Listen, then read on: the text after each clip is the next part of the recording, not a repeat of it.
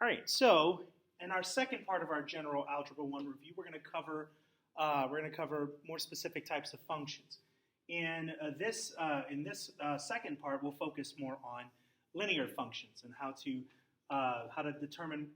differentiate relations in functions and how to express linear functions. But first, we need to understand that with different sets of numbers, we can describe relationships between those sets using relations in functions. Okay, so let's go ahead and just basically define what a relation is. Okay, so a relation is a set of pairs of input and output values. So you get an input value, you put in, you take out an output value. The set of all input values is called the domain. And in that case, we call those x coordinates in the context of our class. Likewise, the set of all output values is called the range, or the y coordinates of the relation. Okay?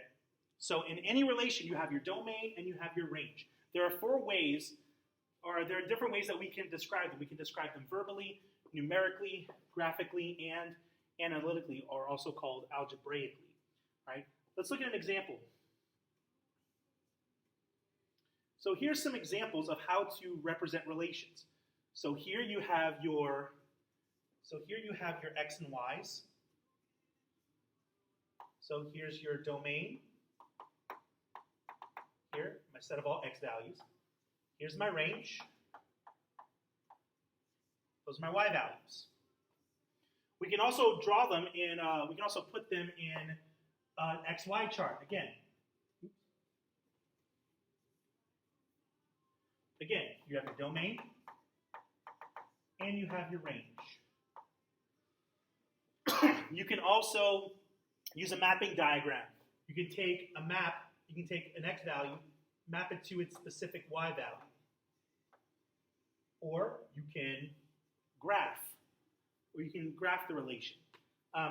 Normally, if it's not a function itself and it's just these pairs of values, we normally wouldn't connect them. We just place dots in there to represent. We'd also put them as dots to represent the where they are on the graph. All right, and then of course here's another example: skydivers jumping out of an airplane when they experience free fall. Here's their position. Here's their height in the air at each second in time. Okay, and now sometimes you can express graphs in a function, right? So here our input is the time, that's our domain. Our output is the height above the ground. So here's the mapping diagram, here's the ordered pairs, here's the table of values, and here's the graph. Now, next, talk about the difference between a relation and a function. Okay, so a function is just a special type of relation. A function is a relation in which each element of the domain corresponds with exactly one element of the range. Functions are denoted by this: f parentheses x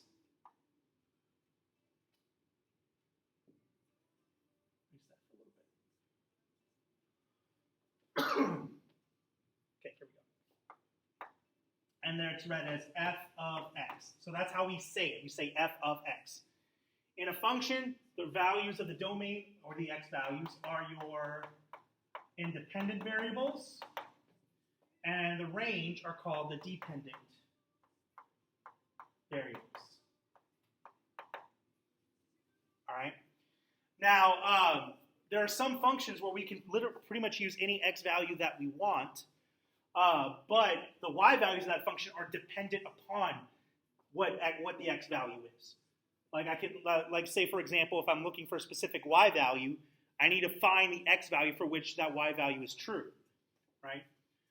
So going back to the first part of the definition, each element of the domain corresponds with exactly one element of the range.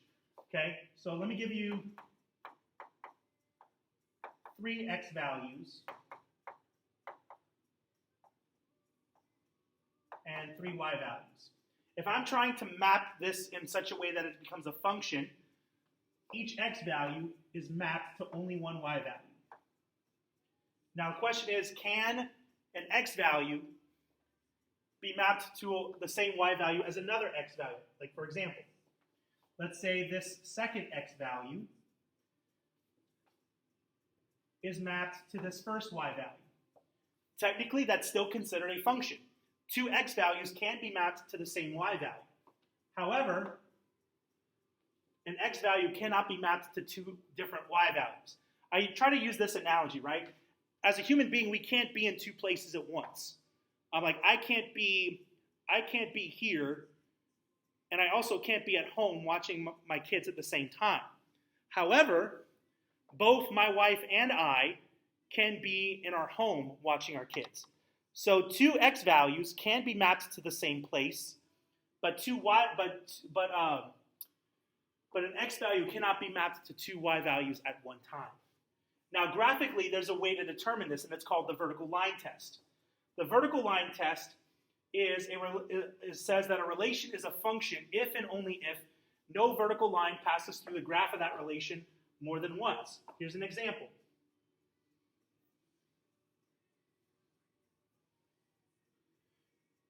Here, looking up here, is that relation a function? Well, I need to know, is each x value being mapped to one y value?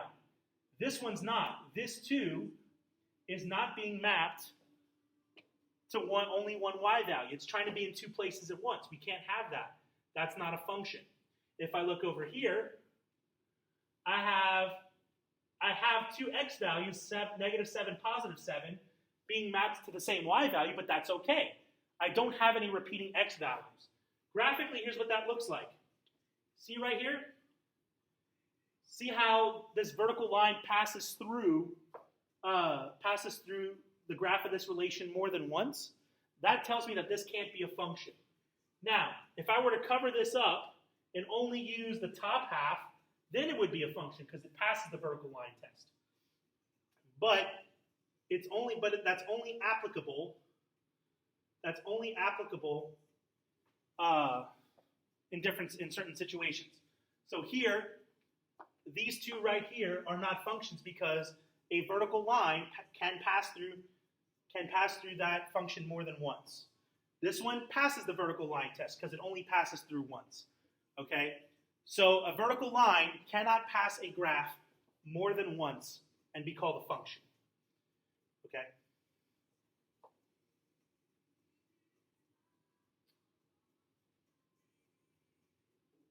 Now, next when we try to evaluate functions, just simply substitute each input into the place of the independent variable and evaluate. I'll give you an example here. For example, here's my function negative 2x plus 5. What is the output? So if for these x values, what are their y values? All you have to do is take each x value and substitute it into the variable, the place of the variable. So for example, negative 3, I'll put negative 3 in the place of x. And then of course, make sure you remember your order of operations, right? Work your parentheses first, take care of any exponents, and then multiply, divide from left to right, add and subtract from left to right. Okay? So negative 2 times 3 is positive 6, plus 5 is 11, and of course you can do the same thing with the other two values. And of course, if you're trying to write and evaluate the function, you need to pay attention to specific types of keywords that you're trying to handle. For example, in this one, tickets to a concert are available online for $35 each plus a handling fee of $2.50. The total cost is a function of the number of tickets bought. So each, that's a key word here. That tells me that I might have to multiply, right? So the total cost is the cost per ticket times the number of tickets bought plus the handling fee, right? So if I buy 35 tickets, if I buy 4 tickets, right? Then I take 35, that's the cost per ticket, times 4 tickets, and then I still have to add the handling fee after that. I don't need to multiply the handling fee. It's a one-time fee, right? So again, here, this is how I would, this right here is how I would model the situation with that expression right here. substitute 4 in because that's the number of tickets that we buy, and then evaluate here. Cost of the tickets is $142.50. Okay. Now, I want to specifically go to a specific type of function here. We're going to talk about all different types of functions, but for the purposes of just this general Algebra 1 review, I want to specifically talk about linear functions. Here.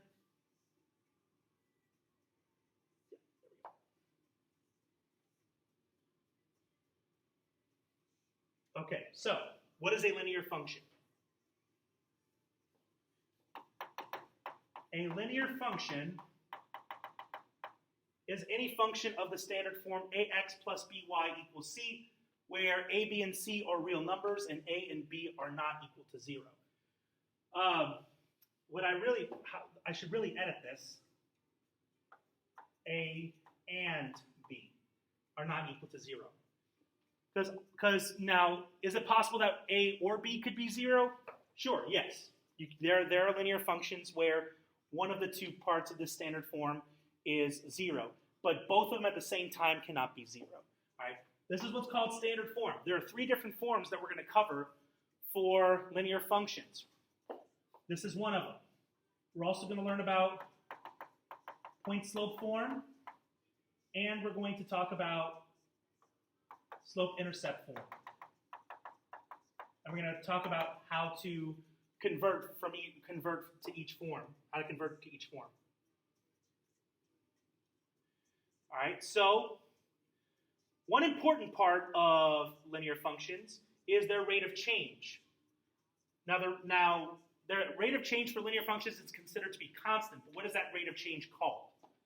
For any non-vertical line, the slope of that line, which is denoted by the letter m, is the ratio of the vertical change to the corresponding horizontal change. In other words, for 2 points on that line, x1, y1, and x2, y2, the slope of that line is given by this. M equals y2 minus y1, x2 minus x1. In other words, your change in y's over your change in x's. Your change in y's over your change in x's. Now, here's what I'm going to say before we go to an example. These are any 2 points on this line. Okay? If you pick an x value for it to be x1, let's say it's 5, and let's say the y value of that point is 6, that 6 has to go here. Okay? Same thing for your x2, y2. If I'm picking the x value 1 and its y value is 7, that 7 has to go here in the case of y2. Now, does it matter which 2 points which point is your 1s and which point is your 2s? No. But if you pick an x1, its y value has to be the y1. Okay? If these 2 were points on the line, I can't say x1 is 5 and y1 is 7. No, because 7 is not mapped to 5. 6 is mapped to 5. So we got to be extra careful on how we write our x1s and our x2s. Here's an example. All right, so here's the slope formula. -3, 7, and -2, 4. So here, they put y2 as 4, which means x2 has to be 7. Which means x2 has to be -3, which it is,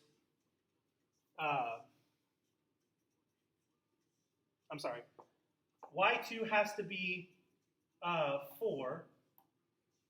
So that means that my x2 has to be -2, which is down here. Okay? And then, of course, -3 is my x1. 7 is my y1. All right, so put your values in your formula and simplify your fractions. Now, can you have a fraction as a slope? Yes, you can. If you can, the key is to simplify it as much as you can. If it can't be simplified to a whole number, that's okay. But just make sure that if you can simplify it to a whole number, make sure you write it as a whole number. Look at these 2 examples right here. Can your slope be 0? Yes, absolutely. There's a special case where your slope is 0. We'll talk about that in just a minute. But look at C.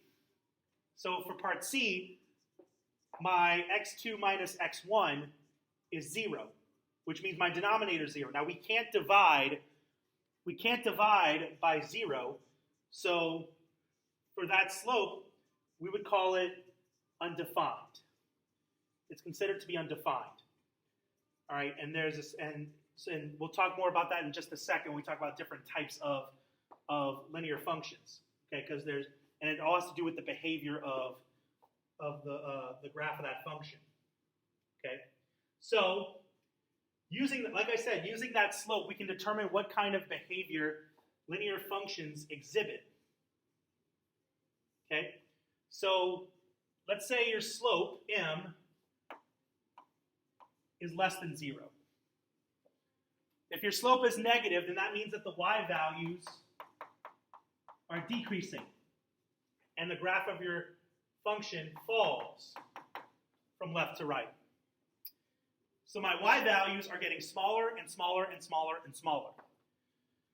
If my slope is 0, so if my y2 minus y1 is 0, my x2 minus x1 is not 0, then the y values of that function are constant. They do not change. The y value does not change. And the graph of the function, is constant. Actually, let me change that. The graph of the function does not change from left to right. And slopes with lines with a slope of 0 are called horizontal lines. There's no change in the y values.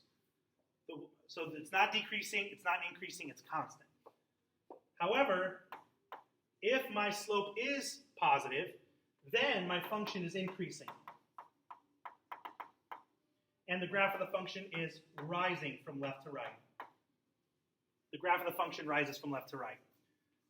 But what happens if our denominator is 0? If x2 minus x1 is 0, then the slope is undefined, and the graph of the function is a vertical line. As a matter of fact, we can't even call it a function. It's called a relation. Because if it's a vertical line, by definition, by nature, it fails the vertical line test, because it's literally a vertical line. So so it's not even a function anymore, it's a relation. Okay? Here's some other important parts of a function. And that's the intercepts. Intercepts are where your graph crosses the x or the y axis. Now, which one's which? The y-intercept of a function is the point at which the graph of the function crosses the y-axis, and is given by the point 0, whatever your y value is. On the other hand, the x-intercept of that function is the point at which the graph of the function crosses the x-axis, and is given by x, 0. All right? But notice the relationship between the type of intercept and the point that is made by it. If I have a y-intercept, that means my x value is 0. If I have my x-intercept, that means my y value is 0. So if you're trying to find the intercepts of a function, a good key to help you out here is whatever intercept you're looking for, take the other value and set that value equal to 0. Looking for your y-intercept, set your x to be equal to 0. Looking for your x-intercept, set your y value equal to 0, and then solve. Put all that together, your slope, and then let's say you have a y-intercept. Then you can write what's called slope-intercept form. Slope-intercept form of a linear function is given by this: y equals mx plus b, where m is your slope and b is your y-intercept. If you have your y-intercept and your slope, you can automatically put it in slope-intercept form. Here's an example.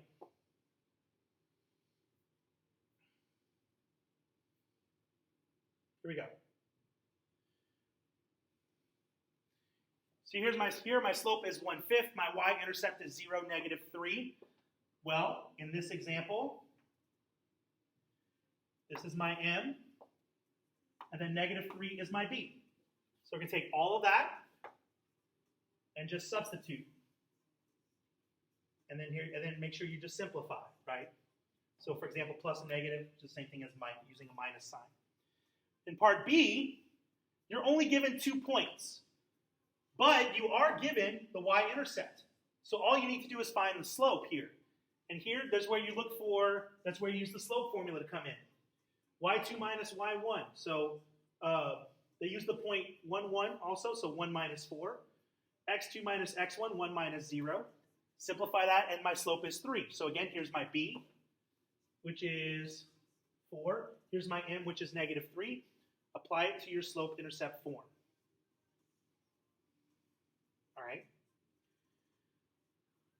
So again, in this example, let's say that I'm looking for my slope-intercept form. Okay. Well, first off, I need to find this. To do that, if I can find the slope and the y-intercept, then that's the other part of the answer, right? So here, this is standard form. How do I get from standard form to slope-intercept form? Well, what they did here was they subtracted by 5x on both sides. And then they were left with this. So then, of course, you divide by negative 4 to get y by itself, and then simplify. So here's my slope. That's my m. And then that's my b. That's my y-intercept. Okay? Now, when you're graphing a linear equation, if you're trying to graph the linear equation, you need 2 points. You need at least 2 points. The easiest thing to do is if you're given the graph of the equation, you can do this one of 2 ways. I mean, if you're given the standard form of an equation, there's 1 of 2 ways you can do it. One, you've put it in slope-intercept form, and then use the y-intercept and the slope to figure out the next point, which is what they did here. So what they did here was they moved the 2x over, so they added 2x to both sides. So y is 2x plus 1. Here's my y-intercept at 0, 1. They used the slope, so 2 is same as 2 over 1. Change in the y values, 1, 2, over the change of the x values, 1. And there you go. That's your solution there. That's your graph right here. Another way you can do it is by using the intercepts.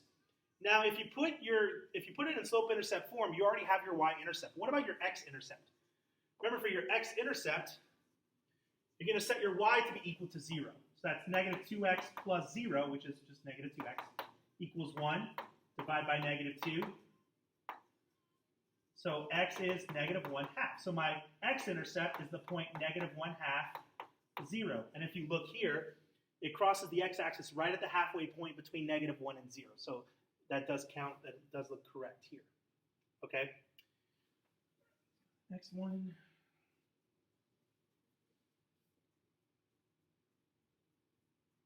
Okay? But now, let's say I'm given the graph. Let's say I'm given the graph, and let's say I find the slope, and I'm trying to find everything else, and let's say my y-intercept is not available to me. I can still use another point to figure this out, using what's called point-slope form.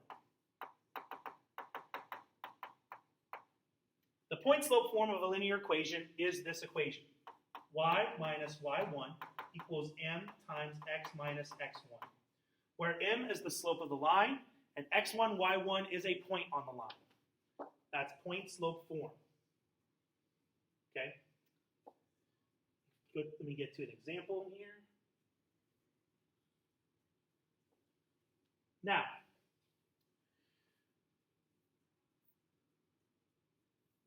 so you need at least 2 points if that's what you're given. You could also use a slope and a point to figure it out, right? So here, in this example, you have a point and you have a slope. So this is your x1, this is your y1, that's your m. Put all that together, simplify. There's your point-slope form.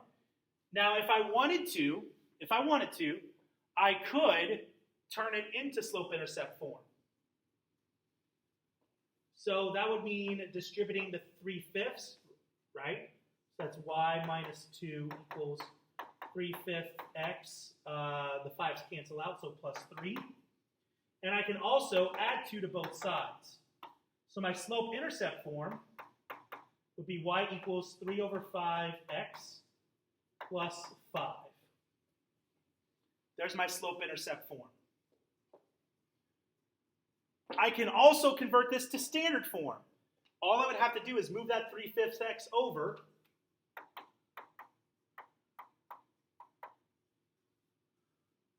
plus y equals 5. Now it's in standard form. All three forms here, all right? If you start with point slope, you can easily convert to the other two forms. So hopefully by the end of this section, you will be able to write a linear equation in all three forms. But let's say I'm not given the slope. Well, that doesn't mean we can't do anything about it. Well, we actually can. We actually can here, because look, if I have 2 points, I can find a slope, just like we talked about earlier. Then I can go to point slope form, and I can either keep it in point slope form or convert it to slope intercept form like they did here. Okay? So let's say that these are my 2 points.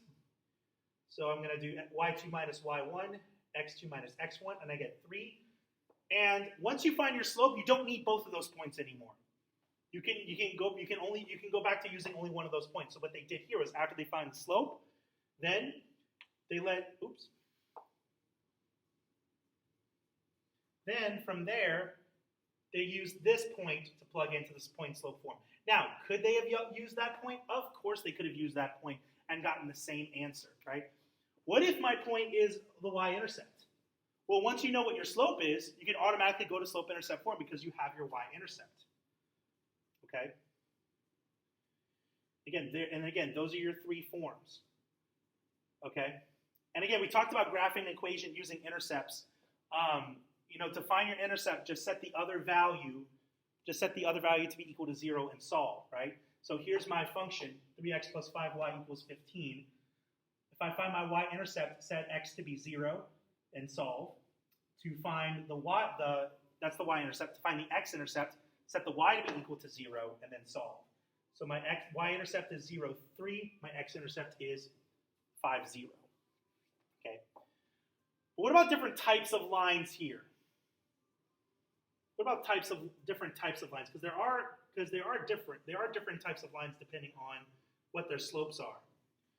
If I have 2 lines that are parallel, that means that they have the same exact rate of change, which means their slopes are the same.